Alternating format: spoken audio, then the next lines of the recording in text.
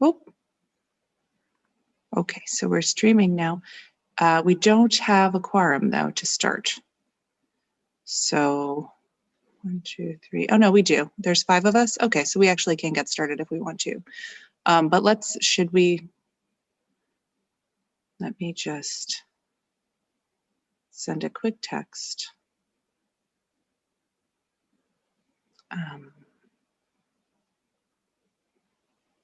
Just to,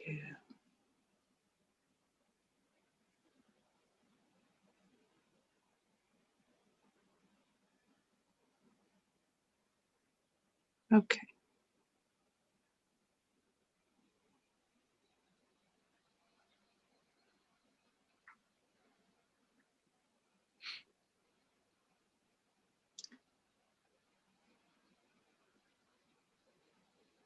Okay, I'm just quickly texting to see if we can get a couple of other.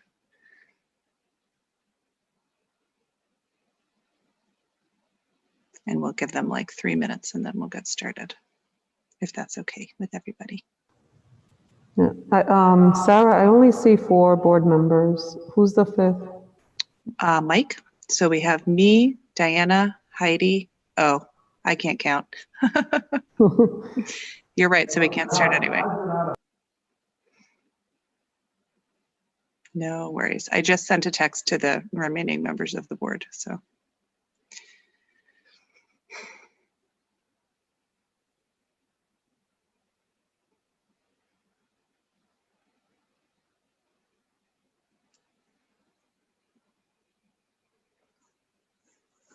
Hopefully someone will come. Oh, there, Colin. Okay, so now we can start if we want to, but we can also give it another minute. Hi, sorry I'm late. That's okay. You make us have a quorum, so that's good.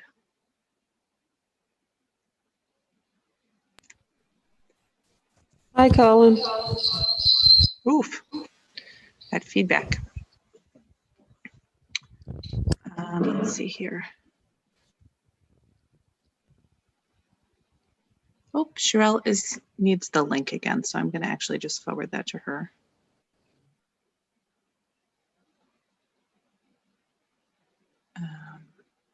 We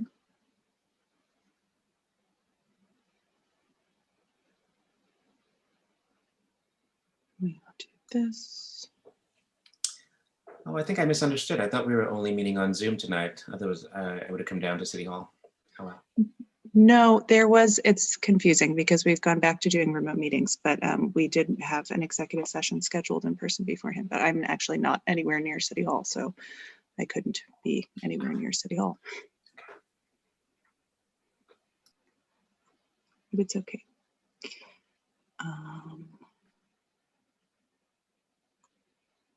Okay, I have sent the link to Sherelle, and Barbara had said that she might not. Don't know. Sorry for the wait, everybody. I do think Barbara's not going to be able to make it I tonight. think, yeah, I don't think she is. Okay.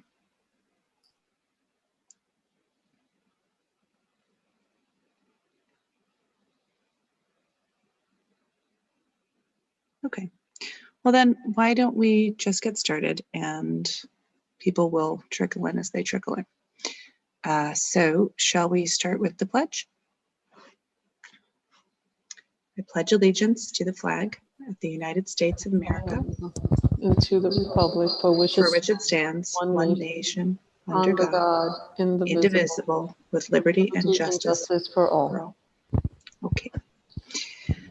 And since this is a workshop meeting, Dr. Estrella, I'm just going to turn it right over to you.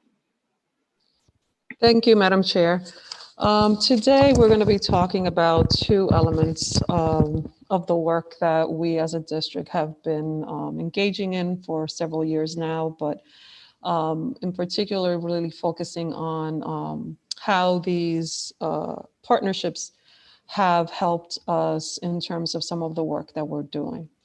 For this presentation, we're going to have Ralph Alancisi speak about the different partnerships and and provide context as to what partnerships we currently have and how are they supporting the work that we are trying to do as a collective.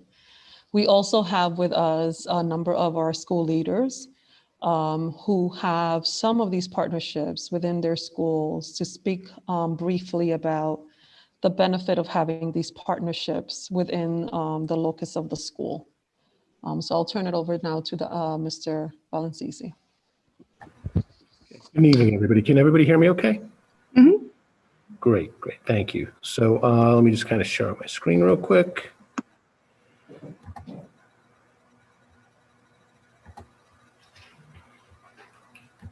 And good. Great. Well, good evening, everybody. I'm glad to see everybody tonight. I'm going to take just a brief bit of time to kind of walk you through a little bit about our partnerships that we have within the district. What I'd like to do tonight is to, sorry about that, review our current partnerships, look at our current programs, and then discuss potential for future opportunities. So with that, I'm trying to pull my notes as well on another screen. I wanted to just start with a definition really of what we consider partnerships. And in many cases, when we talk about partnerships within Norwalk, or really within pretty much any school system, the first thing that comes to mind is philanthropy. Usually who's giving us money to be able to meet some kind of need. But partnerships really does take on a number of different other elements. We do have philanthropy, and we do have a number of very, very wonderful partners that have been with us for a number of years. The Dalio Family Foundation, Fairfield County Community Foundation, the Grossman Family Foundation, the Bee Foundation, the Ritter Family Foundations, the Heidenreich Family Foundation, Singer Family Foundation, and the list goes really on and on. But besides just philanthropy, we also have what I would consider partners that give us in-kind donations. One example of that can be very simply the city of Norwalk. So the work that we're doing, and we'll talk about this in a minute, the learning pods and actually using the libraries is a good example of that type of an in-kind partnership. Use of space, use of resources, use of people from them to be able to offer them as mentors is another in-kind partnership. And we sometimes have what we call thought partners. And I think the best one that I could refer to here for us in the city of Norwalk is Norwalk Acts. As a convening agency, they actually bring together a whole group of people and help us to be able to strategically plan. They help us with our data. Those are things that we call a typical type of thought partnership. And then finally, we also have what we would call community partnerships. And Carver Center is one of our largest community partners that works with us as after school and summer programs. Obviously, the city of Norwalk in a variety of different ways. The Family and Children's Agency is another example of that, and Mid-Fairfield Child Guidance, and the list goes on and on. So this is just really a quick understanding of, quick definition of what partnerships are, okay? So when we talk about them, we really don't just talk about the fact that they're only philanthropy. With that, we do have, I wanted to talk a little bit about how we kind of work with our partners. And, in talking with Dr. Estrella recently, one of the terms that she's been using is this idea of actually meeting our North Star. And if you could just take a look at this graphic for a moment, really, when we look at partners and when we look at what we want to achieve, we want to make sure our partners are helping us to reach our North Star. Okay. In this case, I'm using the example of equity in education because we know that that's actually one of the areas that we're really striving to achieve. We want to make sure that philanthropy, community, and families and schools are all working in tangent to be able to meet those goals. And so as we start really talking about partnerships, our partnerships should actually make sure that they're actually leading toward the same goals that we're seeing in our strategic, soon to become new strategic operating plan. And one of the things I want to preface based on what Ralph has articulated is the importance of making sure that when we're engaging partners, that they understand what is it that we're trying to accomplish as an organization and not the other way around where they're trying to tell us what they want to do for our organization. It's really important, and this is something that we've started to have conversations with our philanthropists, is really focusing on thinking about how we come together in talking about the work, but talking about it relevant to the needs of the district, not necessarily to a thing that they want to do or engage in, because that's not going to necessarily help us accomplish our North Star. And in order to do that, as we engage in conversations with organizations like NORAC Acts and the different philanthropists throughout NPS, we're starting to have the conversation about how do we align eventually our North Star to have a common focus across the different entities that are bridging. And it's almost like our village, how is our village connected to the same North Star? And how do we start as a community talking about the common purpose or goal that we all want to embrace as we continue to think about the work? So as Ralph stated, when we continue our conversation around our strategic operating plan, one of the things that we're trying to do is think about the city, our partners, and how can we all have a common focus so that we're all leading to some of the same expected outcomes for the families that we're serving in the community at large. Dr. Estrella. And with that, I wanted to kind of take just a brief moment to review some of the different funding that we did receive from philanthropy in this past year. So in 2019-20, here's an example of the different types of philanthropy and partners that we did have and what the programs were aligned to. So one of our strongest partners, obviously, the Dalio Family Foundation. Even though we've sunset the program, Teach to One was one of the programs where they actually invested into the Future Project and the RISE Network. And in a moment, I'm going to ask Scott Hurwitz to talk a little bit about what the RISE Network is in a subsequent slide and stuff. But those are two of the areas that have been funded for the district. And that RISE Network piece funds people as well as funding to be able to kind of have the program move forward. We actually have indirect funding that comes into us. So the Grossman Family Foundation is a good example of that. Our trauma-informed care training that's going on throughout our schools. That money is actually money that's funded through the Grossman Family Foundation, but goes directly to Mid-Fairfield Child Guidance to offer us the services. We did have a couple of different funders that work with us in our Springboard Collaborative over at Kendall Elementary School, our Career and College Readiness Magnet. And I know that Zakia will talk about Springboard in just a few minutes. We also had another funder, the Heidenreich Family Foundation, who helped to fund for the last few years and get us started with our Maritime Sciences Academy. And they've been funding at an average, that's usually the average amount that they've been giving us to get the program moving over the last few years. And then finally, the Ritter Family Foundation is another big example. They've actually funded Springboard, and one of the areas where they also helped us fund is in this past year, making sure that PTech became a program that actually extended through the summer. So all the courses that were taken over the summer at NCC in the summer program was helped. We got a lot of assistance through the Ritter Family Foundation to make that happen. So we do have a good amount of money that actually comes into the district through philanthropy on a regular basis.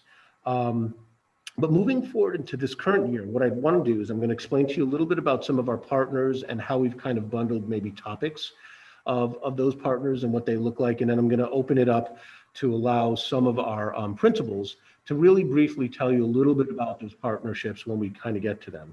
But I do want to make sure before I do that to explain to you that, we're in the midst of a pandemic, and the typical work that we would normally be doing as a district, as well as with our partners, the typical work that they would do has really been upheaved over the last 6 months.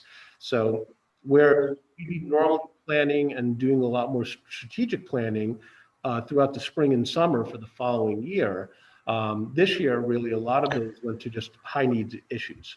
And that's really kind of where I think a lot of philanthropy was also going, making sure that we had food access and had other things that are really critical for our kids, our children, our community to have. So once again, with that, we've had that happen. We actually have Dr. Estrella coming on as our new leader. And as she moves into this position and developing a new strategic operating plan, that's another thing we need to take into account as we start working with partners, because one of the things that we really need to also take into consideration when we talk about partnerships is relationships. And part of that is actually, we've developed wonderful relationships with these partners. Their goals are aligned with what we believed in over the years, but not only are their goals aligned, they actually also have a very strong relationship with the community. And I think that that's really important, that we understand that that has to be built over time. And as we have a new leader coming in, that's one of the things that we'll be doing. So this year really is a time to kind of recalibrate, look at exactly what we need to do, and make sure that our partners, as well as our initiatives, everything's aligned to give the best opportunity for our kids and really for what's essential for all of our children in our community. So keeping that in mind, some of the different types of partnerships that we do have currently this year are, if we wanted to lump a group of them into equity partnerships and as a topic, the Equity in Education Review, which we've all been involved in, working with Temple University and Dr. Fergus. This initiative is actually funded through the Fairfield County Children's Foundation. So, and I think it's really solely funded through them at the moment to be able to get this work moving. Another example of a partnership that has to deal with equity is a lot of the work that we're doing with the Dalio Family Foundation. So there's a couple of different areas that we would cover under this.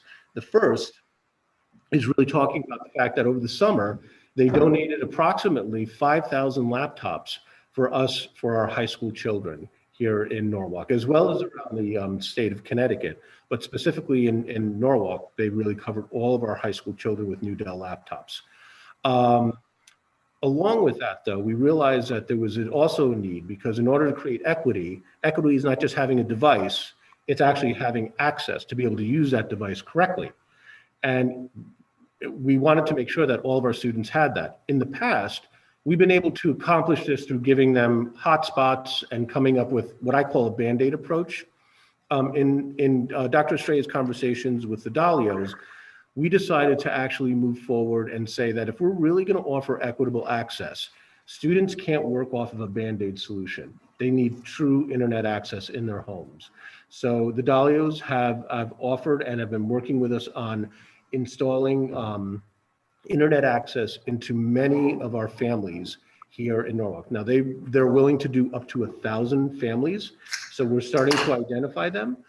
We've actually identified approximately 450 families that have some sort of need. And over the months of August, September, and October, we've been installing internet access. Over 100 families now have internet access for the next year through this program. We have, I think, about 89 on the waiting list right now that are actually scheduled and they're actually getting internet access. We did find out through this whole process too, though, that in some cases, we're going back into talking about those other 200 plus families. Many of them had a situation where there may have been internet access in the home, but it wasn't sufficient because there may be more than one family living in that space, or other issues that they were having issues with on having enough internet access. So we've been now revisiting those and actually coming up with waivers so that LTs can install a second internet access point in those spaces. But we do want to make sure that we're kind of like addressing that. As we've been addressing that, another example of a partnership with the city is that we actually, as we've taken the time now to actually install internet access, those families that are being identified, we know that there's a good chance that they probably have other needs. They may have food access needs, social services, and so forth. So in partnership, and Lamont's the one leading this downstairs on the second floor, has a number of community navigators that have also been funded by actually the same funders that are working with us, not the Dalios, but other partner funders, to be able to pay for those community navigators to go out and actually support parents in what they need in other areas, so that we're trying to really, make sure that if we're taking care of the child, we're taking care of the whole child and even the family, because that's really critical. So once again, that's just an example of the partnerships that we have in equity. And any questions so far, please feel free to just kind of like cut me off if you want me to kind of dig deeper. Okay.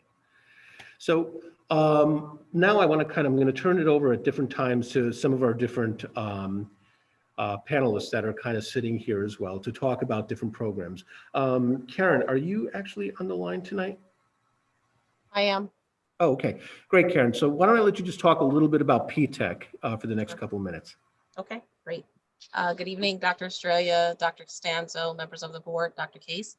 PTech is in its 7th year in Norwalk and its 2nd as an independent high school. We're really proud of that. Our current college attendance rate is 97%. And as Ralph mentioned, we partner with IBM and Norwalk Community College to offer our students a high quality educational experience. Specifically, our partnership with NCC began at the program's inception. And so we, at the time, offered 2 college degrees in software engineering and mobile programming. And once our demographics shifted a little bit and we saw that there was a greater need to offer an interest to offer another degree, we asked the college and they agreed to allow us to offer a degree in web development and design. So we now have 3 college degrees that our students are taking advantage of. To date, we've graduated over 30 students with a degree prior to them graduating high school. And so we're really excited about that as well. And each semester we graduate more and more students. Most of our students are going on to pursue a 4-year degree in engineering, but others are going on into different areas as well. And we currently offer 11 college courses. So our partnership with Norwalk Community College has extended into our building. And so our Norwalk Public School staff, teachers, are actually teaching the college courses, which is a game changer for us because it keeps the students on campus. One, it decreases the cost that the college has to put out because, as you know, everything is at no cost to our students. And so we're offering primarily our gen ed requirements and some computer science courses to our students on the PTech campus. In terms of the IBM partnership, they continue to be the primary industry partner for us, but we are looking to expand that. And that's something that IBM wants all PTech schools to do. They continue to offer mentoring, and obviously with COVID, mentors are not allowed in the building. So they're doing a lot of that work virtually, but that also has shifted the focus a little bit. So a lot of guest speakers and folks mentoring virtually with our students in our workplace learning courses.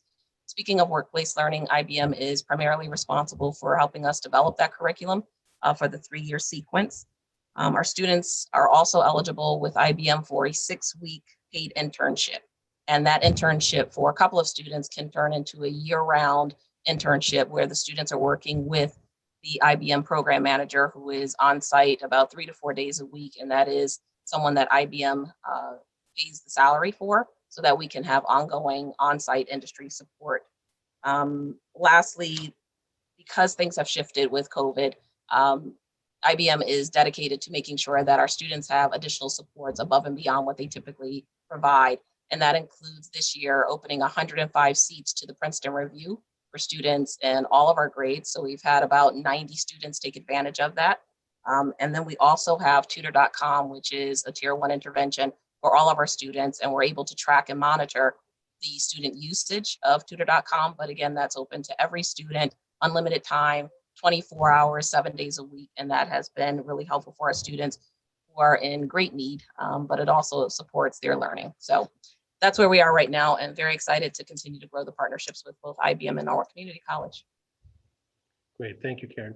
And just if any board members may have some questions right now for Karen, because a lot of these principals that have jumped on tonight, they've all had, I think, very, very long days. So if there are no questions, I'm just kind of say as soon as they finish kind of doing the prep piece, if you'd like to please just check out and go on to the rest of your night.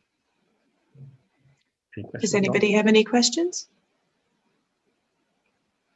It's just all excellent. It's all wonderful to hear. So thanks, Karen. Thank you very much. Our next on the list, actually, another partnership that has grown. Actually, the next 2. If anybody doesn't know Tom Such over at Brian McMahon, he's really done the lion's share of work of getting the Medical Academy and the Marine Academy up and running. And I figured Tom can take just a couple of minutes to talk about all of the partnerships that he's been able to build over the last few years in both of these programs. And I've got to say that all 3 of these programs actually lead towards some type of certificate program, certificate workplace learning type of program that actually ties to the workforce. So, you know, the work, this is the type of work that we really need to see more of for our students, is giving them college and career readiness opportunities. So Tom, are you on there? Sure, I'm here. Okay. Thank you very much, Ralph. Thank you everyone for giving us the opportunity. I've been known to get on a stump once in a while and talk about the programs, but definitely I stand on the shoulders of a lot of great people that work with us. To talk briefly about the Marine Science Academy, we're in our second formal year of this. In relationship to partnerships, we have about 10 very active partners involved with us as we speak right now, and that list keeps growing. And the reason or the rationale behind that is that we did our research up front. And as you know, up and down the coast, if I go to Bridgeport, New Haven, if I go to Groton, go to New London, you'll see high school programs or post-high school programs that are involved with marine sciences, and it's all biological. Well, we want to do a little differently. We want to address the industry aspect of it. And one of our partners in that is the Connecticut Marine Trades Association. And they came on early on and associated with us with the concept of there are so many open opportunities right now for high school age kids when they graduate to actually get right into the business and work for the marine trades. So that was a huge thing. As we put this program together, I have to be honest, I stole from the ag program model where kids don't know what they don't know. So for the first 2 years of the program, our current freshmen and sophomores, they're taking the course in marine studies. I don't call it marine science, it's marine studies, where they touch upon all the aspects of the industry. They touch upon the biological, the business, the engineering, and the trades as well. They do this for 2 years. And now they're an informed child, they're an informed student. And so at the end of their sophomore year, they actually will end up declaring this year. So our current sophomores we have will declare, you know, based on the last 2 years of experiences, I really would like the biological, and we'll line them up with a biological track for the rest of their high school career here. If they're really into engineering, we'll follow the engineering track. And we are currently partnering up with Milestone C to develop an marine engineering course for them. And again, with association with the Marine Trades Association, how do we tie that in with the actual mechanical aspects? Because quite honestly, these kids have not had the hands-on experiences that a lot of us have had, you know, when we went through high school or we went through our schooling. I mean, quite honestly, I can drop my tool bag in my class right now and ask a kid to grab a crescent wrench, and they're going to give me a look at like, what are you talking about? So even the basics we want to get to the kids. They can also choose the business side of it. And that's really where the Marine Association, the Maritime Association kicks in for us, the educational foundation aspect of that. And that's a foundation that we really are associated with the Heinrich Foundation for. And they provide a tremendous amount of services for us. They provide a tremendous amount of resources for us going forward on that. So we're very excited about the program. We're very excited about our kids getting out there and getting the experiences. The end goal, depending on which of those focus tracks they're taking, if they're taking the biological, the sciences, I'm in a process right now at this year to get our program aligned with our IB career-related program track. So they'll get a certificate out of it from that standpoint. If they're going into the engineering and or the trades aspect, we're associating with the American Boat and Yacht Council, and they are the leading group that certifies technicians. And so we can work with our partners to get our kids certified in a specific trade to get out there and work as an apprentice and get their certificates to basically jump right into the trade. The business aspect we're still working on with the foundation, trying to figure out how we manage that, but that's in our development for this year. But like I say, we're very excited. Our numbers are extremely well.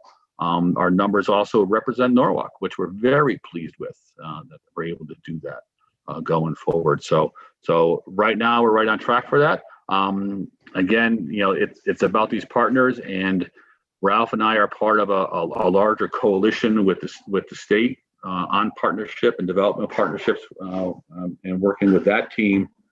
We really were able to figure out and understand that it's not just about them giving us money. It's not just about them hearing our ideas. It's about them being with us the entire way. It's not just about this is what we want to do. We want your input. I mean, I can sell and I can market the biological part. I don't know much about the trade part. I need expertise in that. All right, but they're helping us along the way. They're helping us develop that as we go forward. So very excited about that. I can jump to medical if you want, Ralph, or we can take questions. Definitely. If you can just talk for like 2 seconds, though, about also the Harbor Watch program that the students are involved in. Certainly. Harbor Watch, if you're not familiar, Harbor Watch is an organization. They're based out of Westport. It used to be the Westport Nature Center. Now it's called, I'm blank, Earth Place. Earth Place. And that group has been around for many, many years, and we've always had a sprinkling of kids go up there and as interns, and they work for the entire semester, and quite honestly, in many cases, 2 semesters. And if they're chosen, because it is an application process, if they're chosen, they also get top priority for that second year. Now, we've had a very good connection over the years, and again, it's a lot of communication, a lot of collaboration on what's going on. A lot of their task is they test the water quality of all the tributaries and all the waterways leading into Long Island Sound. And their data is part of the report that goes to the state and actually to the entire Northeast. So the kids, the high school kids, are the ones that are generating that data, collecting that data, analyzing that data, and then they actually present that in a symposium format. Well, they take kids from everywhere from Greenwich to New Haven, all the way up through Richfield. And it's every high school is available to do this. They have on average about 15 to 18 kids. Last year, I think we had 9 of that entire group. So we had a huge component of that. They loved our kids, and our kids are back at it right now remotely and going sporadically out in the field. But with that, we're really trying to develop that partnership where our academy is going to hopefully take over 1 or 2 of their sites, and we'll own their sites. We'll take 5 Mile River, we'll take part of the Norwalk River, and we will take care of making sure that our kids, our academy kids, are doing the testing and evaluation and presenting that data up to the state. Thanks, Tom. Yeah, and you can just jump into the medical academy too, if you'd like to, since it's the next topic. Okay, medical academy has been around for a while. I'm sure you guys have all heard my stump speech on that. But again, the start of that, going back 9 years or so, we found a need. A lot of our kids that go into NCC or go to other community colleges, they want to go in with the mindset of, hey, I want to be a nurse. I want to be an EKG technician. And again, kids didn't know what they didn't know. So once they showed up at the doors at NCC, they said, okay, I'm signing up for nursing. Then they were given the cold hard facts that they did not have the math background or they did not have the science background to get into that track. So what they ended up doing, they had to take classes that were not for degree credit. So they were using their scholarship money, they were using their federal grant money to pay for non-credit bearing courses. And eventually they ran out of money and they dropped out. And that's a problem. So again, with that mindset, as kids don't know what they don't know, we bring them in early as freshmen and we get them involved in the academy. The first 2 years, exposure to everything. Part of that, we take our kids every Friday afternoon because NCC doesn't run classes on Fridays in a normal situation. COVID's a little different now, but we would bring a busload of kids over. We hire their professors and we actually hire their kids, their students. So let's be honest, kids are going to listen to kids. They're not going to listen to a 55-year-old white guy here. So you're going to listen to their age group, and they learn each day is a different aspect. One day is nursing, one day is veterinary science, one day is phlebotomy, and so on and so forth. Their sophomore year, we ramp it up. They actually do basically a capstone experience where one of the professors, either he or one of his actual patients, is a patient, and our kids in teams have to go through the entire process of identifying the ailment, admitting them, treating them, and doing physical therapy on them. So it's a really great experience. And if you don't know what Norwalk, again, unfortunately, it's a best kept secret. NCC has a simulated ER laboratory, and they have 3 beds or 3 stalls set up just like Stanford, 3 that are just like Norwalk, and 3 that are just like Greenwich. And the reason for that is those 3 hospitals send their nursing staff to NCC to get certified. So it's exactly the way they have it in a hospital. So our kids really get into that, they really get a lot of experience. And then they follow a more focused path as they go through junior or senior year. perfect example right now in our partnership with Norwalk Hospital. We have the Norwalk Hospital EMS Corps that is partnering and are actually co-teaching on site at McMahon. Again, very interesting model when you have COVID, but we have 22 kids that are in track, in line to be certified as EMTs. So when they walk across the stage, and I certainly hope they do, I certainly hope we can graduate with a stage. They're going to walk across that stage, they're going to get their diploma, they're also going to get their EMT cert card, and they can turn around, apply it into college, they can get a job right out the door if they want to, whatever works for them. So again, very excited with that. Our primary partnership with that is the hospital and NCC. Is there any money exchanging from those two places? Absolutely not. Thank goodness for, Norwalk and the city, and we have a few grants here and there, but those are, I don't want to diminish their value as partners. Just because no money is exchanging, we could never do that without them. So. Oh, definitely, Joe. Thank you, Tom, though. That was actually wonderful. Any questions from the board on those couple of programs? And Tom, just like really a phenomenal job with both of them. Thank you.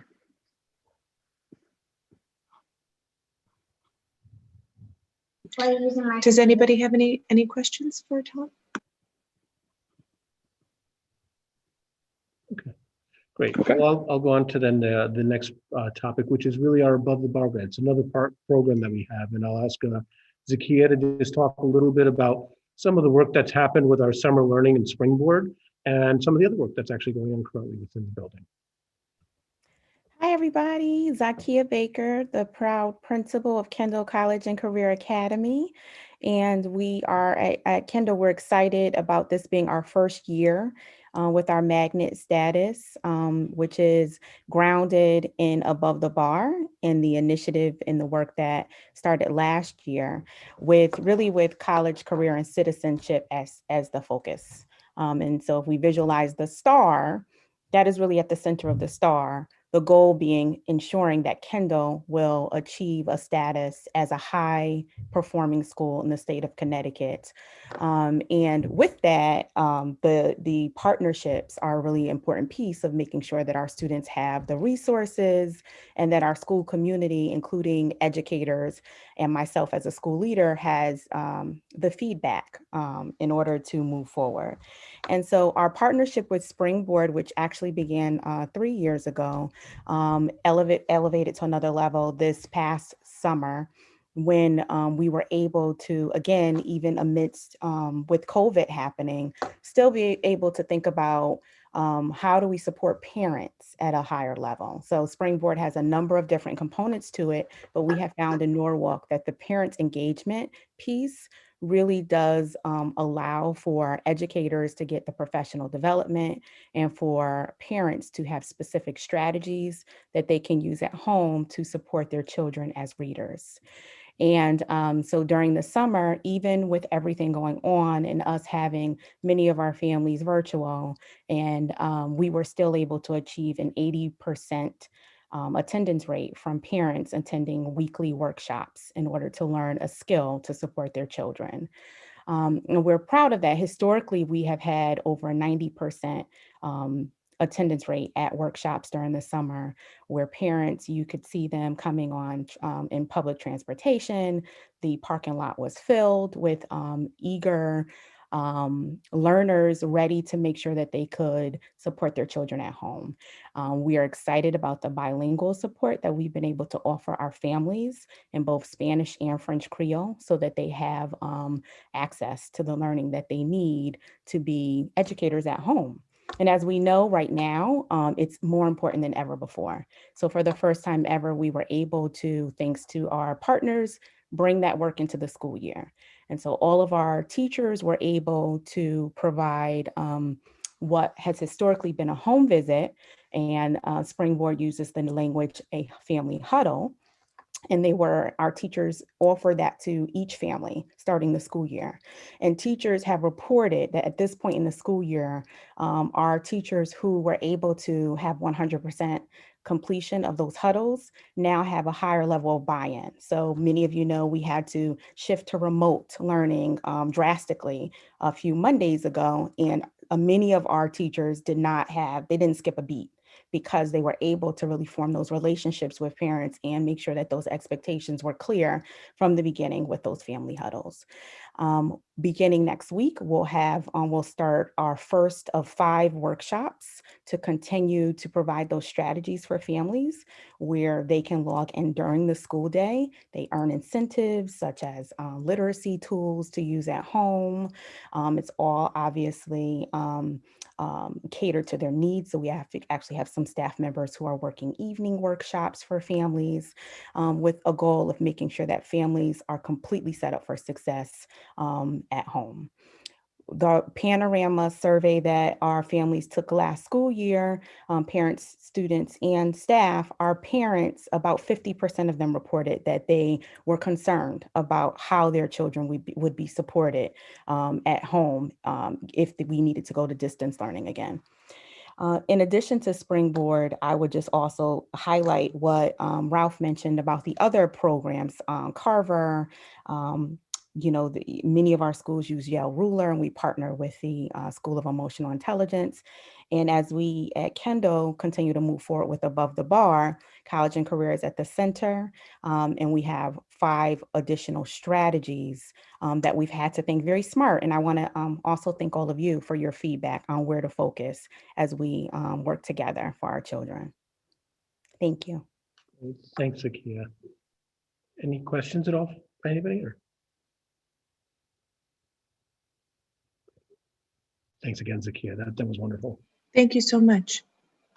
Okay, so I'm going to talk a little bit about a couple of our community partners, and we have a few others that I'd like to invite in to talk about some of our other types of partnerships. So Zakia kind of highlighted one of our programs, which is Carver, and now we are After the Bell program, which is now actually titled Carver ATB. We are still, running Carver and the After the Bell program this year. Because of COVID, our numbers have dropped a little bit, but we have over 560 students attending throughout the district. So, I mean, we're actually very, very pleased about that. We're seeing still a good portion at the elementary schools. The middle schools and the high schools, I think what we're assuming is the issue is probably the hybrid learning environment is making it a little bit more difficult for parents to be able to kind of negotiate the idea of only being there a couple of days instead of every day after school. So, but once again, we still have students enrolled and we still are moving forward and the program's thriving. Another good example of a community partnership is the work that we're doing with our libraries. So first and foremost, I know Sherelle, all the work that she did to help build up and get us our learning pods in place. So each one of our libraries actually has a learning pod currently. And they are all staffed. Those learning pod tutors are working with students at the middle schools, as well as helping to man an online help center for parents at the same time. So parents are pulling into a Zoom meeting if they're at remote and they have questions on how to use a certain program, they can actually get answers online from those tutors as well. So it's been a great program. We do have a little bit less enrollment right now at one of our libraries at Rowayton currently. So we've kind of consolidated. We do think it's because some of the school closings just recently. So we're adjusting as we go along, making sure that all the students needs are being met. But overall, the learning pods are actually working out well. We're just getting a lot of really, really good positive feedback from parents on having this opportunity. And I got to say, as a partnership with the community, I can honestly say the first couple of days when we opened this up, I remember the first day of opening it up and being with Lamond down at the main library for a little bit. And as we're talking about this, having other communities actually reaching out to Lamond as well, saying it's like, well, have you heard about these like learning pods and stuff? It's like, heard about them. We're already there. We're doing it. So we really were one of the first communities to kind of partner together between the school system and the city to make this happen. And I think people are really looking at us for that. So, but once again, that's just the hard work and the dedication to our students. One of the other things that I wanted to share is another interesting partnership with the library is very soon, we're just getting this finally put together, but every school student will actually get a library card, an electronic library card from the public library. And we've tied that into Power School. So we're actually aligning our data systems so that their Power School ID becomes basically their library card. They can check out books via Overdrive and have more access to resources. So between that and between other types of opportunities, we've been working very closely with our libraries. And these are really more that in-kind donation of work together. One of our other community partners that we can talk about is Mid-Fairfield Child Guidance. They've done a lot of work in all of our elementary schools now for trauma-informed care, a bounce back program, and they've actually been working a lot with our ELL and some school-based initiatives. 2 years ago, we started this as a pilot in about 6 of our elementary schools, and it was so successful that the Grossmans helped to fund it to make sure that we actually have it in all of our schools currently. And then finally, one of our other big community partners is the Human Services Council. So the Human Services Council currently has 2 major programs that they do with us. One area that they partner with us is the school-based health centers that we have. So those have been running. They've been actually, I asked Anthony DeLore to just give me a little bit of information on those right now. So really for just so if you're aware that our school-based health centers kind of shut down when we did in March, but they did open up as a telehealth opportunity for our students in mid-April. And they've been running like in that format since then, as well as now being able to see students again. So they've been really working closely with us in that area. And their other program that's actually been a big program for us for many, many years is our mentor program. So currently we have almost, we normally have about, I think a little over 300 students that we normally see as mentors throughout the year, about 320, 330. Currently though, we've been able to, and HSC was the first group to be able to get virtual mentors trained. So they were able to get the mentors trained and working with the students virtually. And we have almost 300 of our students now currently working still with their mentors in a virtual environment. So we're really, really proud of that. And, kudos to our partners at HSC to help us kind of keep that initiative going. So there are a couple of other partnerships that I'd like to talk about too, that, once again, reach out to our schools, reach out to our communities, and are important partnerships to us. And I'm going to ask Dr. Lewis to talk a little bit about Fill in the Blanks, which is a program that he can tell you a little bit more about food donations and how it's working at PONUS as well as in our community. So Dr. Lewis, you there? Yes, I am. Thank you, Ralph. Thank you, Central Office staff and board.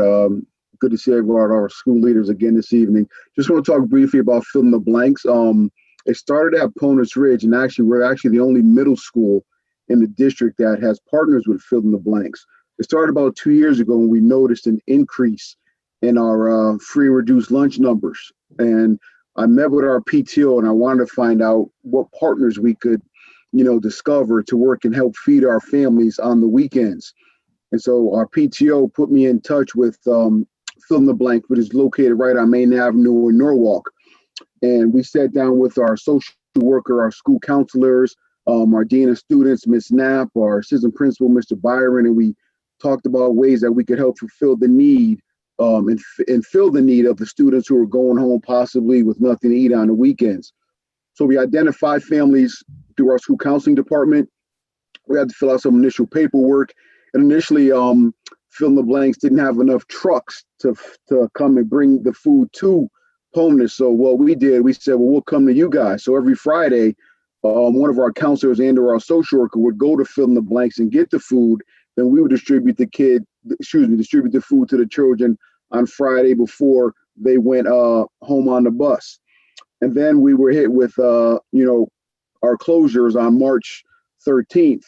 And then what we did, we wanted to continue the partnership. So what we did every Thursday, even during the pandemic, during our school closures, Fill in the Blanks came to PONUS, and myself and Mr. Byron and Ms. Knapp would meet the truck in PONUS's parking lot every Thursday from 1 to 2.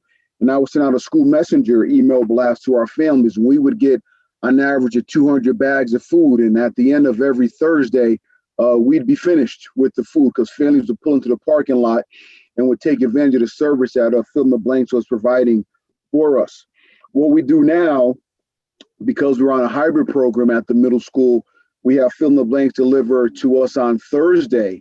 And what our families do, our families come to Ponus on Friday between 3 and 3:45 after school and pull up right to the front of our building, and we put the bags of food into their trunk. So it's really been a great partnership. I cannot thank Fill in the Blanks enough. I can't thank our PTO enough and our administrative staff, because we're really hoping to feed families over the weekend. I mean, it's really helping tremendously. As our free reduced lunch numbers increase, we see more of the need to continue with this partnership and help feed our community and our learning community at Ponus Ridge Middle School.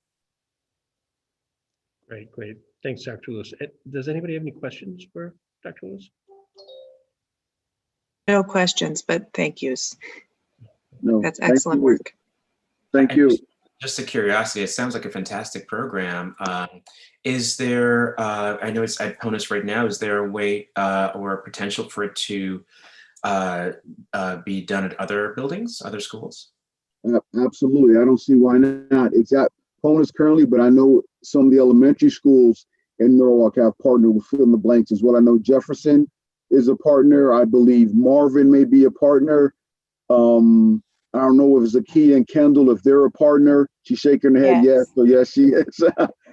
So yes, I just know we're the only middle school, and I love the partnership because they provide families with much needed support during this time. Fantastic. Thank you. No, thank you. Colin, it's also at Brian McMahon High School. Okay, great. Thank you. Thanks, Scott. Thank you, Scott. Great. So, and then our next program that I wanted to talk about a little bit was our food court program. And I think Teresa's on the line. She can talk a little bit about how food court is going at Tracy and probably speak for the group. Sure. Good evening, Dr. Estrella and board members. So we have been working in some way, shape, or form with food court for about the last 6 years. More recently, we've had food court members that actually work within the building. So there is a full-time food court member at Kendall, Brookside, and at Tracy. And to be honest with you, they have been instrumental in, especially this year, in providing our students with education about food and nutrition, as well as really being able to support the work that we need to do with having alternative specials and places for kids to go to learn. They've been working on the school gardens.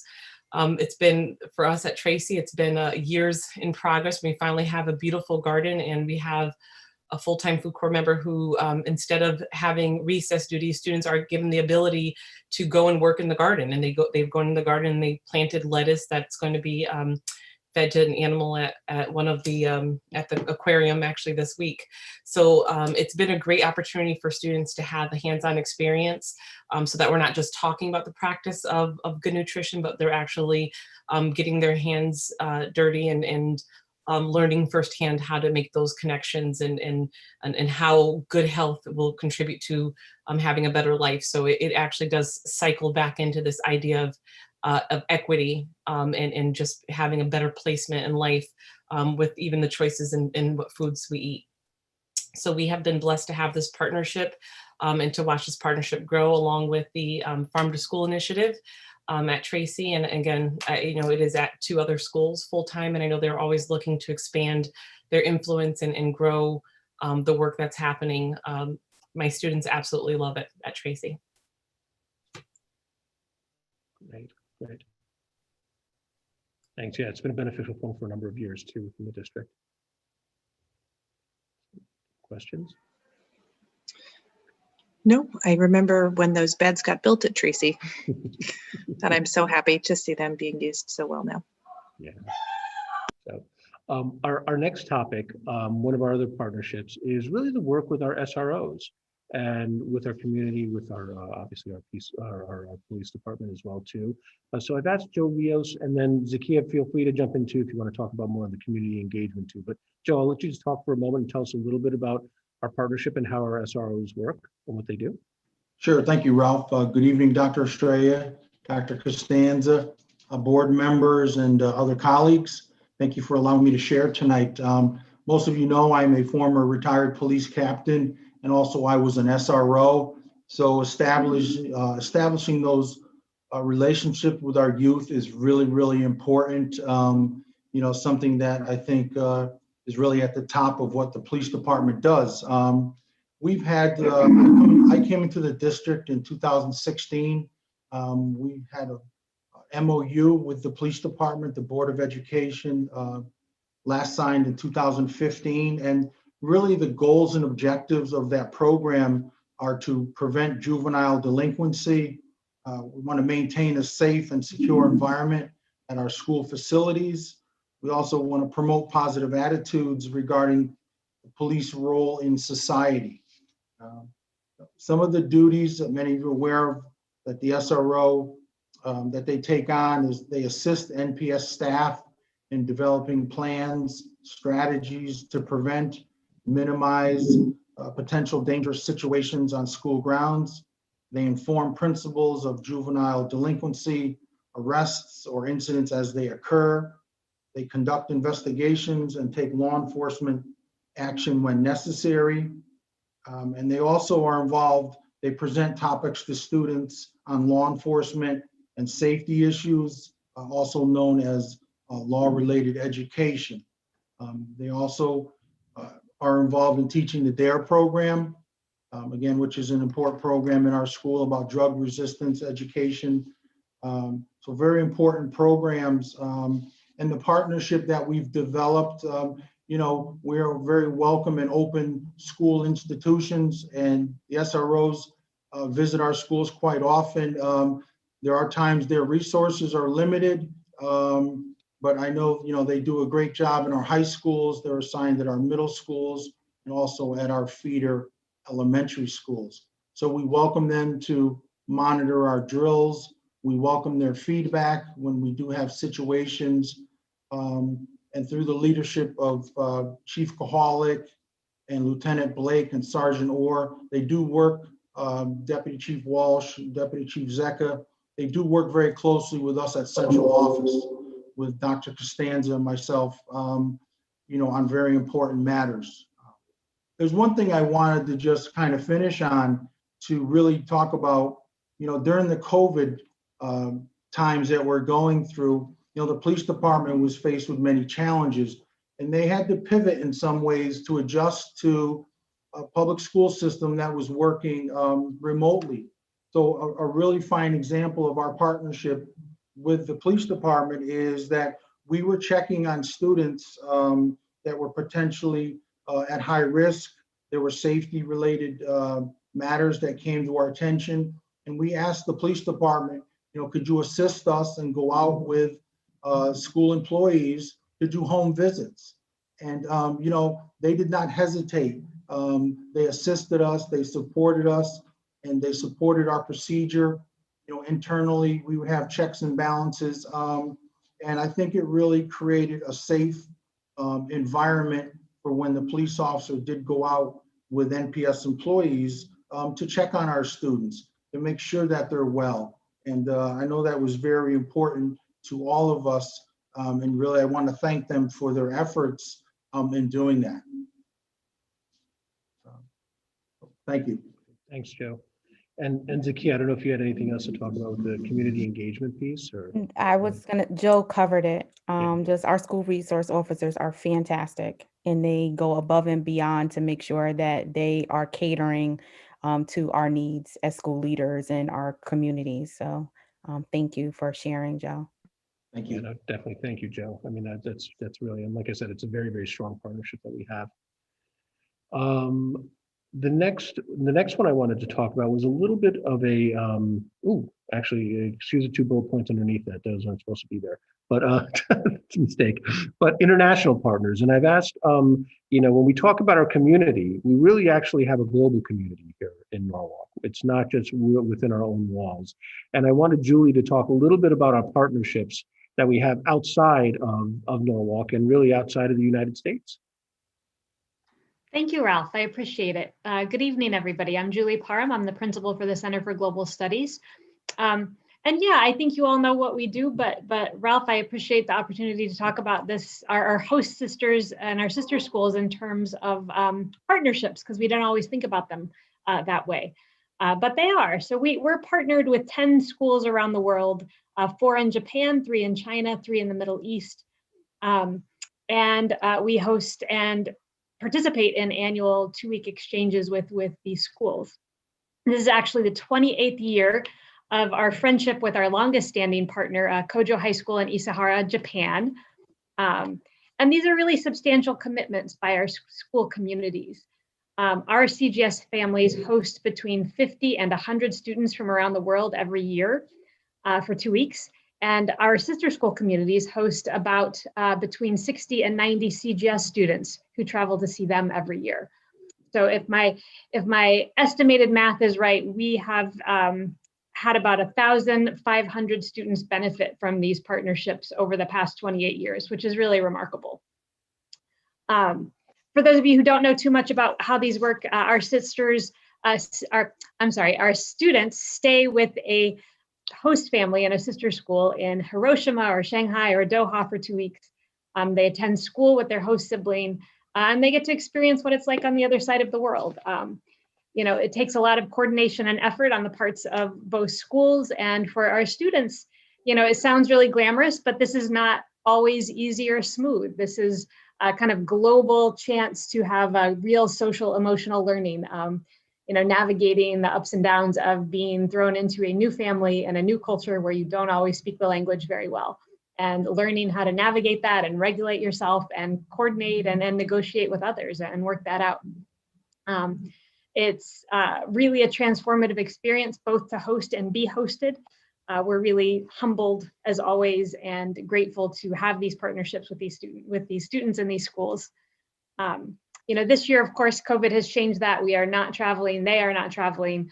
We want to keep things as safe as possible. But we have a course called Honors Global Engagement, and this year we have students who are working on how to sustain these relationships even while we're prohibited from traveling. And as Ralph said, these partnerships are really about relationships and how we maintain relationships. So we have one student who is creating an online art sharing platform where she's going to invite students from our sister schools around the world to share visual and performing art representing their lives during COVID. Our students will participate as well. We have another student working on projects, a mask exchange project. So she's going to be asking our community members to make masks that we'll send over to Japan and vice versa. So again, I appreciate the opportunity to just highlight that these are real partnerships that we have around the world that are really meaningful and have a big impact on our small community. Great. Thank you, Julie. Does anybody have any questions, Julie? Or not so much a question as an observation. I think with so many of these ways that we've had to adapt during this pandemic, we're discovering opportunities to, continue some of these programs even after we're able to go back to quote unquote normal. It sounds like some of the work that students are doing can continue even after we're able to travel and perform those host programs again. Absolutely. Thank you for that. Yeah, we're finding exactly that this is making us be more resourceful and more creative, diving a little bit deeper to find things that will ultimately, we hope we'll be able to sustain after COVID. Thank you for that. Awesome. Great. Thank you, Julie. And then finally, I wanted to give Scott Hurwitz just a couple of moments to talk about our RISE network. I know many of you are familiar with it, but maybe just to have like a good overview and kind of what we're doing currently this year, Scott, would be great with our partnership with the Dahlias and the RISE network. Thanks, Ralph. Thanks, everybody, for having a few minutes to speak about a really great program that we've been afforded to run at Brian McMahon High School. Brief background, RISE has been around since 2015. They started with 5 schools. And then I guess it was sometime 2018, 19, they came to Brian McMahon High School and said they would like to partner with us as well within a second group of 5 schools. So currently there are 10 RISE schools. And the way it works is that they have a template that they've used with the first set of schools, and then they've applied it to the second set of schools. It's evolved and updated as they learn and work through it. But it's also something where there's great flexibility and support that allows us to kind of apply the work that they do in our own context. Key focus of RISE is on track for 9th graders. They have a really amazing data setup that allows us to see who's coming to Brian McMahon High School out of middle school, so we can already get a sense of of which students are at risk based on grades, academic performance, behavior, and attendance, and then to set up a summer academy for that group of students to help with the transition. And then once they're at Brian McMahon High School, a majority of the RISE funding is used for 2 positions that they fund called on-track coordinators. And each on-track coordinator works with about 60 freshmen and, doing outreach, doing support, individualized, differentiated support, and working with teachers. I could go on and on. I mean, some of the great stuff, it's a network, and it is a true network. Like throughout COVID, since March, I have been on calls with all the other principals, just kind of discussing how we're approaching things, really cross-pollination of ideas. They've done the same with teachers.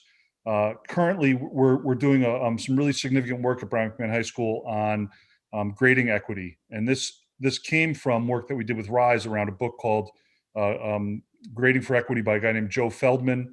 And I'm working with RISE with Kadir and Lashante, 2 of the assistant principals at McMahon, with educators from RISE to kind of help us work through the process, because it is such a third rail to change grading practices, but something that we would not feel as confident doing without the support of the RISE network. So, I mean, there's so much more. I really feel like I've covered maybe 20% of it, and but it's something that I feel so thankful for the work that we're able to do with them as a result of the funding from the Dalio Foundation. Yeah, great. Thank you, Scott. You're welcome. Sure, definitely. Anybody have any questions for Scott? And I know we can dig deeper into these at a future time if you have any questions on these programs. Ralph, can I just mention something? Sure. I just want to personally thank you for all the work that you've done over the past couple of years, and all of our principals and presenters. I mean, we certainly have a lot to be thankful for, and we have some phenomenal programs in all of our schools and some fantastic staff that really work well together and share best practices and things that are going on within their own respective schools. So it's just really inspiring to hear all of the stories and all the great successes that we're having. Great, thank you. Great, thanks. And thanks, Scott. I totally agree. Great, thanks. Hang So I know, just for the sake of time, because I see it's getting a little later, I do want to kind of flow through our last 2 sets of partnerships that I wanted to talk about, and then kind of sum up. One of our bigger thought partners is actually NORC-ACS, and we work with NORC-ACS in a variety of different ways. We work with them as a data consultant. So a lot of the equity dashboards that you've been seeing, our student improvement dashboards, all of those things, kindergarten summaries that we've been using, all of that data has been aggregated, and it's through the work of working with NORC-ACS as a partner to be able to view that data in the way that actually we're able to use. So, I mean, that's one example of a benefit of actually being a partner with NORC-ACS. Some of the other areas that they've really worked on very closely with is helping to bring the community together around social emotional learning, as well as strategic planning on our initiatives and work groups in a variety of different areas. 2 areas that I know that'll become a stronger focus over for NORC-ACS as well as for us over the next couple of years is there's definitely a stronger focus right now as they've been building their team around social justice and equity, and how that will be affected in the community itself. And then secondly, around college and career readiness. So one of those areas that I can highlight a little bit is currently I'm working with one of the members of NORC-ACS, Jesse Bucolo, on looking at how do we develop a workforce development board within the district, so that we can actually make sure that the industry is actually connected to the work that we're doing with our career and tech education or our Perkins grants, as well as the works that you're seeing with people like, Tom Such and the different academies. And how do we kind of connect industry, community, making sure that we give our kids the opportunities that they need. So it's just a quick overview of like what we do with NORC-ACS. We could spend a whole night really on a lot of the work. We get really dug into it. And then finally, one of our other partners that sometimes we really don't talk a lot about is our 501c3, our NORC Education Foundation. So Marge Costa, really, they've been able to support us in a variety of different ways. The one that I would say that definitely sticks out, and I know that the communications department has been really involved with this too, as well as the Excellence in Education awards that we do each year. You know, they've been doing this now for the last 4 years, and the program just keeps growing. And you know, we couldn't be happier with that. Some of the other things that you'll see from our partnership with Norwalk Education Foundation, you're probably familiar with their Shark Tank opportunities for giving our kids opportunities to you know, showcase a lot of the work that they do, as well as teacher mini grants that are available. One of the things we'll be doing, we planned on doing back in spring, was an airing of a movie called Screenagers that really talks about, out of all things, we're talking about it in COVID, anxiety that can be developed through the use of screen time. And how do we kind of actually have those conversations? We do want to have a community conversation around that. We will do it once we can actually come back together as a community to be able to do this. We were going to be using the Wall Street Theater to be able to air this and then actually have a panel discussion with experts to talk about this. So we're really excited to do that in the future. So kind of to sum up some of the work that we're doing right now, it's like, and as you can see, you can see how much work has gone into the development of partnerships. And we have a substantial amount of partnerships within this district. What we want to do though now is, as we start developing a new strategic plan, our focus this year really should be, as I mentioned earlier, to recalibrate. Let's focus on the alignment of our partnerships with that new strategic operating plan. Things like equity, and I threw in digital learning there because obviously that's one of the things that I know that we've been really looking at focusing on, especially in this COVID environment. We want to make sure that we reconnect and recalibrate, look at other possible opportunities to kind of grow. And then finally, in order to do this work, you can see how vast it is. And I know that in all honesty, I probably missed a few of our partnerships. One that just comes to mind right now was Silvermine, and they have a partnership with the Silvermine Arts Academy that really wasn't mentioned. So that was another one, but there are probably a number of them out there. The addition, you know, in order to make this work really kind of cohesive, you know, it's one thing to have the strategy to pull all these pieces together, but we really do need in time the addition of what I'm calling right now a title of a development manager. So this is not necessarily somebody that actually writes grants, but it would be someone that actually can manage the process with our partners and actually make sure that that alignment happens across the board, so that as we're looking at things, we're looking at the correct data that we want to be able to gather to know how well these partnerships are doing and how do we kind of move all of those initiatives forward. So it is something that I think we do need to look at as the addition of a position that would actually help us be able to meet that goal. And with that, I'll just kind of open it up to any questions that anybody may have.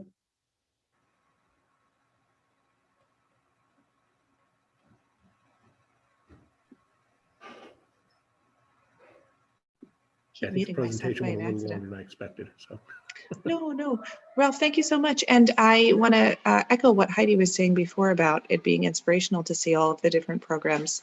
And what I would like to say is, it's so nice to see people working for the betterment of children and families in such a thoughtful way. It's not just throwing spaghetti at the wall. It's very thoughtful, outcome-informed work that people are doing. And I think that that's wonderful. Yeah. And there really is a lot of cohesion within this community as a whole, kind of making this all happen. But there's always room to kind of improve. So great. Well, thank you, everybody. For sure.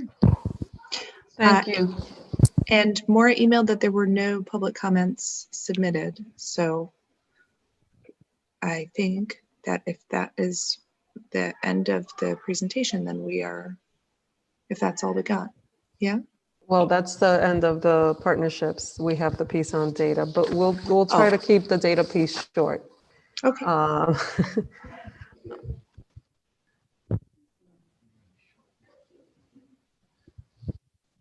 So we have Dr. Case alongside Ms. Diana Pilardo to speak about some of the data trends in the district. So one of the things that I wanted to share with the board today is kind of like moving forward to having a different mindset in terms of the way that we look at data across the district. As you already know, we don't have new data from the state because the students didn't have an opportunity to take the state assessment last year because of the pandemic. So given the fact that that didn't take place, I have been in conversation with the curriculum and instructional team, particularly Diana Filardo, about looking at our data by cohorts. So traditionally, the district has been focused at looking at the data year to year and looking at the data by grade. But by the time you look at third grade the following year, those kids are in fourth grade. So one of the things that we want to try to do differently is look at the data by cohorts and look at the impact that we as a district have in student learning and development over time. And as you already know, the district has been faring out very well relative to the state accountability data in terms of how students are achieving over time. When we look at particular subgroups within the district, even in those subgroups relative to the state data, we are demonstrating gain over time. One of the things that I want to make sure that as we look at this data, we pay close attention is that in Connecticut, the achievement gap for Black and Brown children is significant. So we want to make sure that when we look at that data, we look at the data in that context, and that when we're thinking about the work that we have to do as a district, we keep that in mind and set very clear targets that supersede those provided by the state, because we want to make sure that our benchmarks are really focused on closing the opportunity gap relative to the population of students within our community. So one of the things that you'll see today is a cohort of students that have been in our district for the duration of kindergarten through 8th grade, and looking at how they fared out over time with the current data we have, and thinking about what is some of the work correlated to some of the equity and access conversations that we've been having in terms of looking at how we think through our program and thinking about how we look at data as a district as the work moves forward. So I'll turn it over now to Dr. Case and Diana Filardo. Well, thank you. Thank you, and good evening, everyone. I think the superintendent said most of it, but we didn't give the assessment. The state did not give the Smarter Balanced assessment last spring because of the pandemic. We're not sure if they're going to give it again, but as the superintendent indicated, there is data from years before. And of course, state data is always used, or traditionally used, to inform instruction at the school level, but also to determine district priorities. And it appears that on examining the data that we've had from the prior years, that there were parts of that data that should have received a greater focus that did not. And those areas that did not get the focus that was needed involved most of our most vulnerable populations. So I think, just in order to keep this short, I'm going to just simply turn this over to our Director of Assessment and Accountability, Diane Filardo, who's going to take you through some of these data. Thank you, Dr. Case. Good evening, Dr. Estrella, Board of Education members. We are going to take a look at a cohort of matched students. These are students that took Smarter Balance for the first time in grade 3, 2015, and for each consecutive year right through grade 7, 2019. As Dr. Case said, we did not have testing last spring, 2020. If we did, this would have been the first group that went grade 3 through grade 8 with Smarter Balance. In ELA, you see that we have 662 matched students. So they have 5 consecutive years of Smarter Balance ELA scores. In math, we have 649 students that had consecutive scores, 3 through 8. You see the demographic breakdown of those students.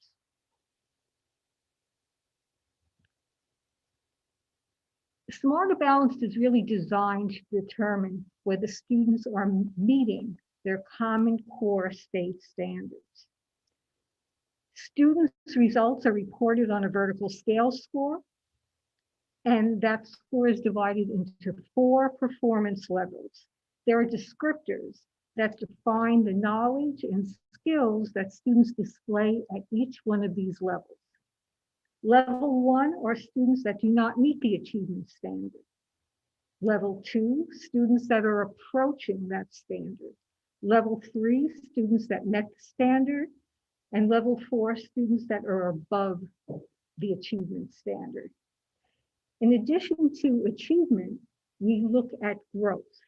Now, the state of Connecticut developed a growth model, and it's really based upon the vertical scale scores. So in year 1, the student takes Smarter Balanced. Based upon where the student scale score falls, they're assigned a growth target for the next year. So, as an example, if a student is assigned a growth target of 40 points, and they in year 1, they have the score of, let's say, 2,600 on the scale, they're assigned a target, a growth target of 40. And then in year 2, their scale score is 2640. They met their achievement standard, their growth standard, and their percent of target achieved is 100%. If that same student grew 30 points on the vertical scale, so they grew 30 out of the 40 points of their target, their percent of target achieved would be 75%. So the higher the percent of target achieved, that's the metric used by the state, the more students will grow. So ideally, we want all students to meet 100% of their target, but we do get credit, the percent of target achieved for growth. And we'll see how that impacts our students. So let's go and take a look at this cohort. The 662 matched students in ELA, you see the 4 performance levels in the bar graph, and the line graph with the circles represents this group's actual scale score year by year, grade 3 through grade 8. Then you see this red line. This red line is a growth trajectory at 60% of target achieved. So this cohort of students in ELA was very close to that 60% target achieved. Now you see another line with diamonds. That is the scale score, the ideal scale score to reach. When a student or a group of students reaches that scale score or higher, in our accountability system, they receive all the points available for that performance level. Is that 100%? If they reach, yes, 100%. So, for example, in ELA, for achievement, 100 points are available. If a student reaches or a school reaches those higher levels or higher score or above, then they receive all those 100 points. Otherwise, it's prorated. So what this is showing, although our students are growing, to get to that ideal point, we were about 33 points at grade 3 below. When we look at grade 7, we were 29 points. Not much change. The trajectory didn't change enough. The growth rate did not change fast enough in order for us to meet a higher percent of points. Now, what you also see, if in fact this 60% of target achieved stayed, if our students performed this in the same way, the estimated grade 8 scale score would have been 2583. So that's a look at this cohort in terms of ELA. And if you notice, between grade 3 and grade 7, they move from the high end of level 2, which is the yellow bar, part of the bar, up to the beginning of the green level, which is met the achievement. Now, in math, we have same cohort, but we have 649 matches. You can see that the performance in grade 3 starts at the low level, and that's the circle, and moves up to the middle of level 2. Here in mathematics, the percent of growth target is estimated, that's the red line, at 70%. Again, you see the ideal score where we want students to be in order to get all points for accountability. And here again, it's the same situation. The gap stays pretty much the same, about 60 points. We want to accelerate our growth so we get closer and closer to that ideal target. So what would have happened? Let's say that in ELA, instead of being this cohort being at 60% of target achieved, they were at 70% target achieved. Now you see that they're getting closer to that ideal. Initially at grade 7, they were about 30 points below that ideal point. Now with accelerated growth, they're 12 points below. Likewise, looking at math. Math, now let's say they reach 80%. Here, that gap between what's ideal, again, drops. And you can see how close now grade 8 is to just to the threshold of being in the green area, or the range of students that meet the achievement standard. So let's look at cohorts. Now we're looking at actual results. We are looking at ELA for our special education students, and we see their scale scores are in level 1 in the red. The black line represents where all of our cohort was that we just looked at, and then the red line above that, very close to it, is the scale scores for non-special ed students. Now, remember, which is very close to the whole group, because only 13% of the students in this cohort were special education students. Now, we would expect that performance would be lower for our special education students, but what we want to do is to assure that the percent of target achieved is not lower. And for this cohort, it is somewhat lower than the cohort overall. If that's the case, the gap is not going to close. And you see it's pretty constant, grade 3 through grade 7. They are growing, but not at the rate they need to. Same situation for mathematics.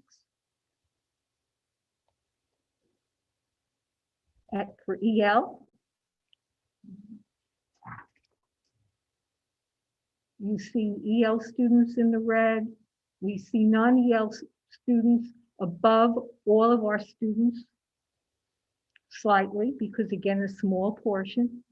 Mathematics, the same.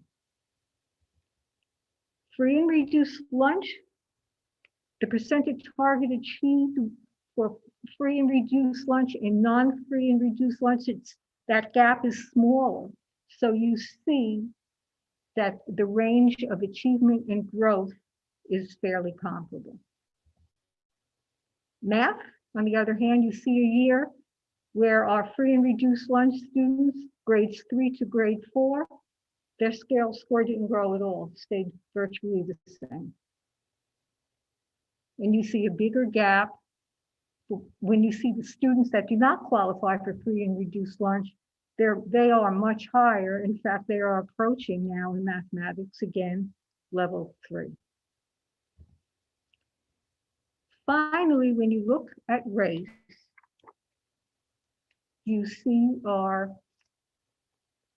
Black students, who are represented by a square, our Hispanic students by that red line with a dash, and our white students by the black line with the circle. Now, no surprise about the trends. Our Hispanic students historically do somewhat better than our Black students. But think about the ideal that we talked about in the ideal scale score where we get all of the points. In ELA, at every grade level, our white students are at or above that point. And the percent of target achieved is 70%. The percent of target achieved for our Hispanic students is 55%, and for our Black students, 50%. So we recognize that initially, our performance of our subgroups may be lower, but we need to focus on accelerating so that gap narrows. The final chart just shows the same thing for mathematics. Here again, and not in all cases,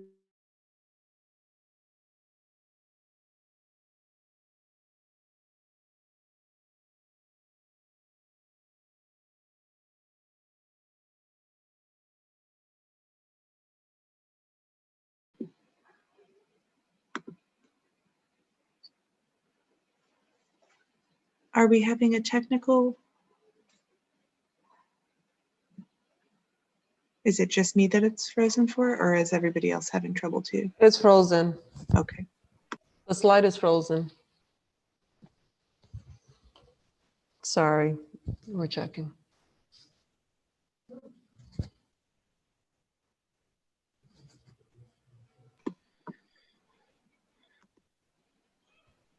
No worries. Sorry about that. It's okay. So as they're dealing with the technical difficulties, the reason why I thought it would be important to show how looking at cohort data gives us a different perspective in terms of the work that we need to do and what we need to shift. When you looked at the special education data, you saw the significant gap that exists. And ideally, if we're providing special education services, the gap should not be there, right? So although students have different learning styles, because we are providing the services that they need, there shouldn't be a difference between students with an IEP and those without.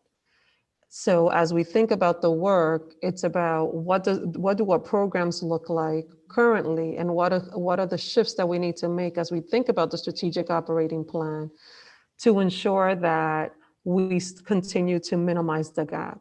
So we've done great strides relative to state data in minimizing the gap for subgroups.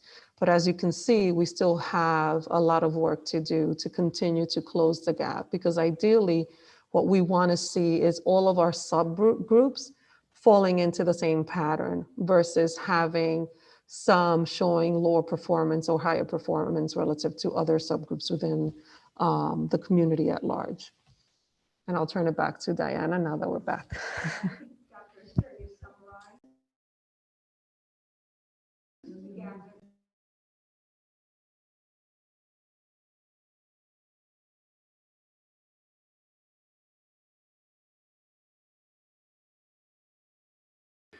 Now you should. well, as I was saying, Dr. Estrella certainly summarized the purpose of looking at data this way.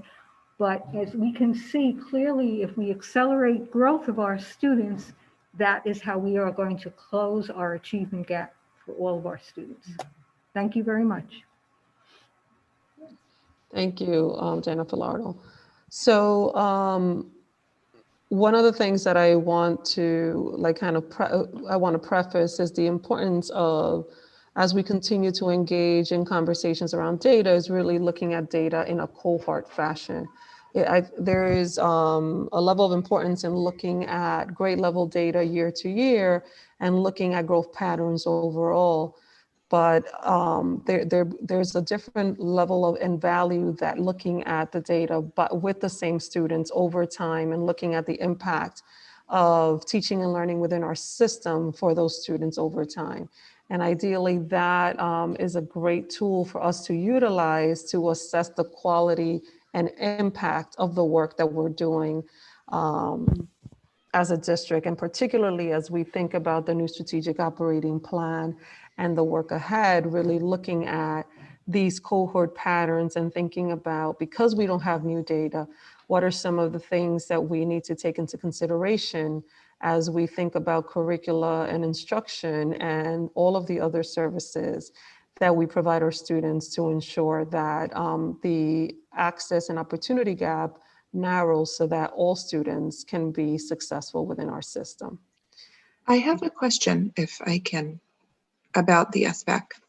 So a couple of years ago, when I was the chair of the ad hoc SPED committee, we changed the assessments that we use for children to be considered for inclusion in the gifted program, because the assessments that we were using disproportionately disfavored students of color.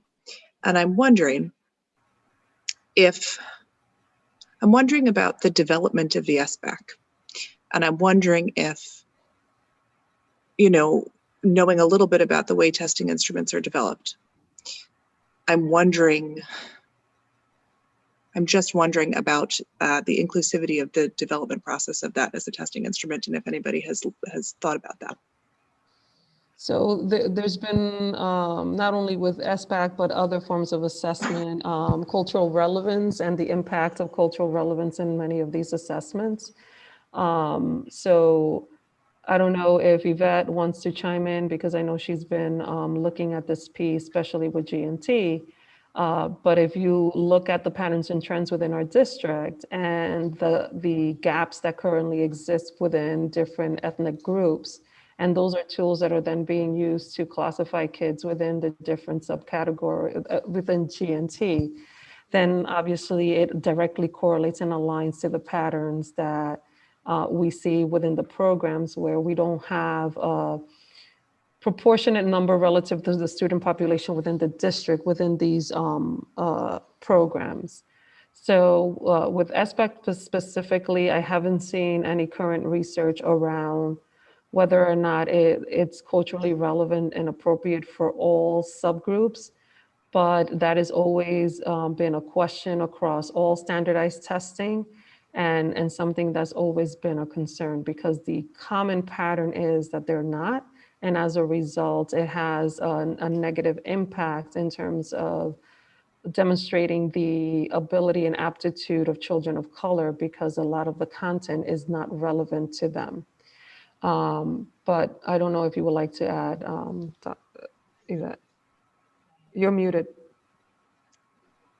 Thank you.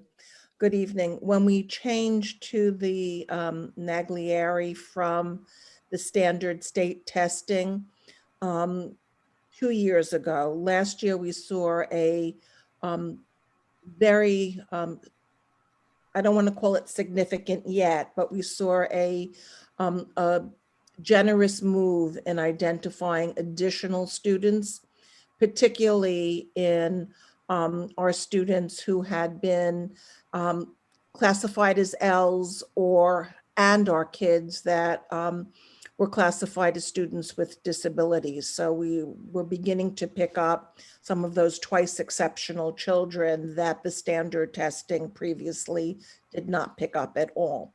We're only in year 2. We're giving those tests again as we speak. But the trends are very, very promising, not only in the numbers of kids that we're identifying, but who we are identifying. And we're picking up lots of those previously under-identified kids by moving into a nonverbal problem-solving test that really taps multiple intelligence. That coupled with the increased opportunity for staff, parents, and students to self-refer and to use portfolio assessments in addition to the standardized assessments, we see promising trends. Too soon to say it's significant, but we see promising trends in the first year. I think that's great.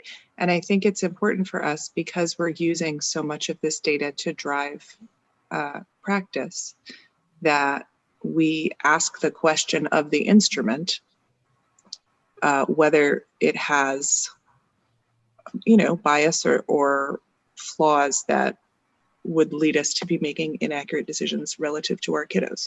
You know what I mean? Because you could look at the data and you could say, okay, it's something about the instrument or the way the instrument functions within the system of education rather than, do you know what I mean? Am I making Correct. And I think that's why we have to think about how we assess student ability and proficiency in many different ways. I think that a lot of institutions provide a great emphasis on state accountability because it's the metric utilized to determine quality, and I'll say that in quotations, right? Because how you define quality is very relative. But as we think about our work moving forward, we have to really put into consideration other metrics to determine success, especially with our multilingual learners, because if you understand language development, it takes time to develop that proficiency, but that doesn't mean that you are not capable of doing the work.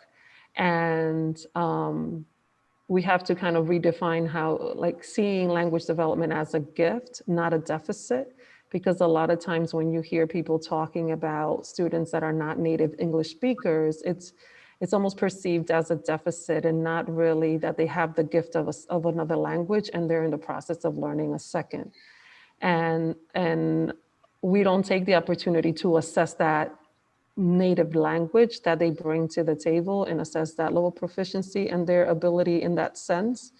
So we have to have a lot of conversations as a community and as a district and really thinking about what will assessment look like for us in the future. And yes, Smarter Balance is an element and in a particular measure that we need to look at, but it shouldn't be the metrics that defines everything we do, or the only metric. For sure. Okay, does anybody else have anything that they wanted to add or ask about the Sherelle? I'm just curious as to why we don't record the data for Indian or Asian students. I haven't heard at the that state level.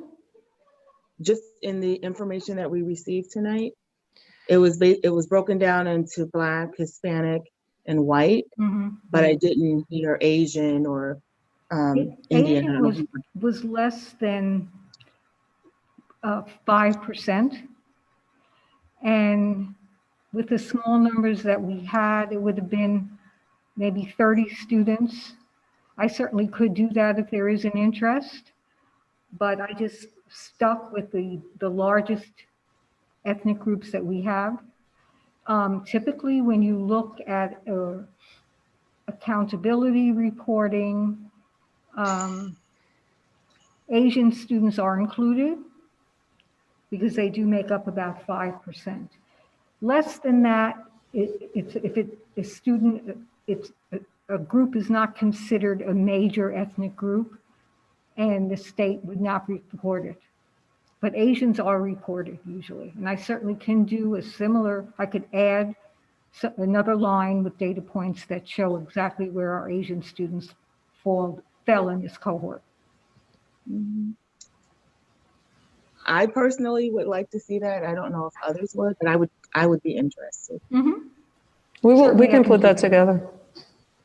Thank you. And can it be included, like, going forward when we're charting things out, if we're doing things ethically? Certainly. This was more just a sample for the board, what we're hoping to do moving forward in looking at the data. This year is an opportunity for us to extrapolate the data because we don't have new data, and look at what we've had historically, especially because we want to utilize some of this information as we move forward, but we will definitely provide that. Thank you. And I'd like to give a shout out, if I can, to the curriculum committee, who's also delving into data and, not letting children fall behind. So I'd like to give a shout out to our curriculum committee. Shout outs are always good. Kudos. Does anybody else have any questions or anything that they wanted to add? Just a quick question on to pick up on Dr. E's mention of the limited amount of data we have for this current year and last year. What, if any, what guidance do we have from the state, or what metrics do we have available to track that achievement gap in the age of COVID, which I think we all understand is it's only being exacerbated by the challenges that we're facing in delivering instruction. Are there any kind of metrics or controls that we can at least track?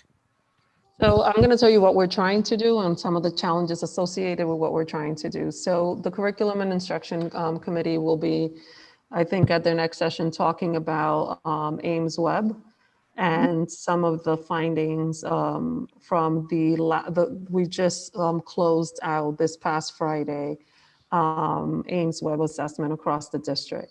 Some of the challenges that we're noticing with that data that we have to be cognizant of is that a lot of these assessments are taking place at home. And we're noticing a disconnect between how students are performing on the Ames Web assessment and how they are performing on their day-to-day task in the classroom. And we've also noticed a trend that students that are assessing at home are scoring higher than those that are assessing in the building.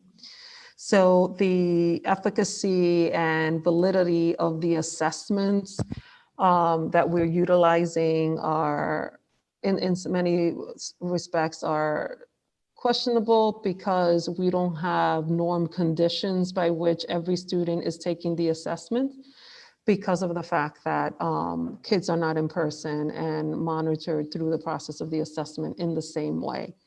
Despite that, we're still utilizing, and the curriculum team will speak more to it in a few days, but we're still utilizing that information to look at patterns and trends and really looking at those students that are falling into the areas in need of most improvement, to utilize that to inform practices in the district. But right now, we don't have a metric that can accurately assess gaps the way we would normally do in prior years using like Smarter Balance and NOEA, Ames Web, and other assessments that are being conducted and monitored in the school and normed because they're being conducted in the same manner across the district.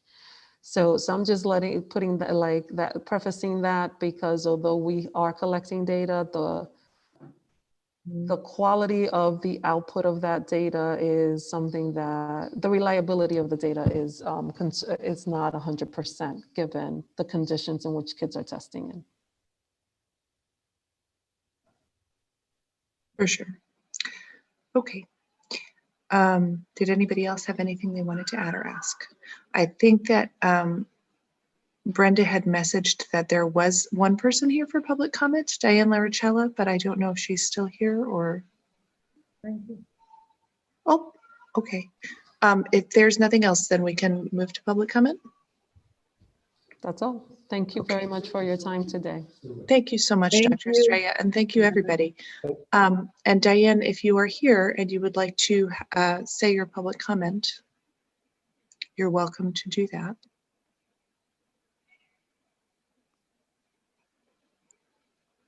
Sarah, she's still on. Diane, if you'd like to speak, if you could press your unmute button. Oh, good evening, everyone. I thought that you were not accepting verbal public comment, just written. So no, out loud is fine. All right. Well, thank you. I decided to listen in on very interesting presentations concerning the partnerships, and I'm aware of many of them, and it was really great to hear of all the hard work going on. I am here tonight because I have been meaning to reach out to Dr. Estrella. Welcome. And just briefly for the record, I'm an environmental professional who has, over the years, when possible, shared my knowledge about environmental topics such toxics in the community, water quality, green energy design, building design, and equity and environmental justice. I'm here tonight because I would like to make an appointment with whoever you direct me to, Dr. Estrella, including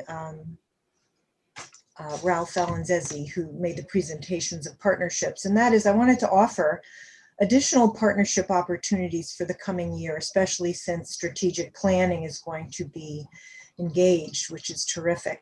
It's very great timing. So just very briefly, because I know it's the end of the evening, the reason I wanted to suggest some additional partnerships is because of the timing of things happening now, both in Washington, D.C. with the recent election, our weather and climate change, as well as our knowledge of inequities related to effects of COVID and other relationships of air quality and toxics. So in other words, I wanted to offer a group of partnerships where we look through a green lens. And I'll just give you one example of a partnership that is ready to go, and the district explored it several years ago. And that is the Connecticut Green Leaf Schools program. It used to be run by the Department of Environmental Protection. They lost their grant funding, so now it is run by the Connecticut Outdoor and Environmental Education Association, a very well-known group. And in light of the fact, especially that many children are stuck indoors, and we want to make sure children and teachers and our families go out of doors, I think this partnership could develop into a terrific thing, including free offering and training to teachers, offering of events, but also the chance for children to get more involved in planning a green and sustainable future. And I would like to make an appointment to whomever you direct me, because this partnership is something that I was allowed to introduce to the school principals several years ago when Dr. Adamowski first came to our district. So it would have been roughly 4 years ago. Unfortunately, there were very atrocious budget problems that year and the year after. And so all efforts were dropped, and it's kind of sad, but I'm one who believes that that there's nowhere to go but up as far as green programs. And I do think it would fit very nicely with the curriculum committee. I did have in March an online curriculum committee. There were several members, including Sherelle Harris, the chair. We spoke about the opportunities for partnerships in the world of science related to waste management and recycling. That is more in my wheelhouse as far as professionally. I'm a former regulator with the State Department of Environmental Protection with waste management, but currently I am on several statewide boards, including Recycle CT Foundation. And they have actual partnerships through the giving of grant money to encourage schools to look at new programs and ways to reduce the cost of waste management, but also to help children who want to enter the engineering and any science-related programs for the future. Right now in America, but especially in Connecticut, we are having a waste crisis where we're running out of, it's becoming so expensive. We want to learn and teach. Diane, I'm so sorry to stop you. That's a little bit past 3 minutes. Oh, I'm sorry. Yeah, That's okay. I wasn't timing. But anyway, I look forward to these potentials. Some of you have heard me speak about this. I'm still in Norwalk, and I've decided to really more assertively explore these programs with the school. So who would I get in touch with next? Ralph Alanzesi is the best person for you to reach out to in terms of partnerships. Terrific. Okay, thanks so much, Diane. Okie doke. Thank you. So, thank you everybody so much for a wonderful, robust meeting and discussion about all of the excellent partnerships that we have going on. It's very, very inspirational to listen to and hear and see. And if that is all we got, I would ask for a motion to adjourn. Heidi, second. Sherelle, all in favor? Aye. Thanks, everybody.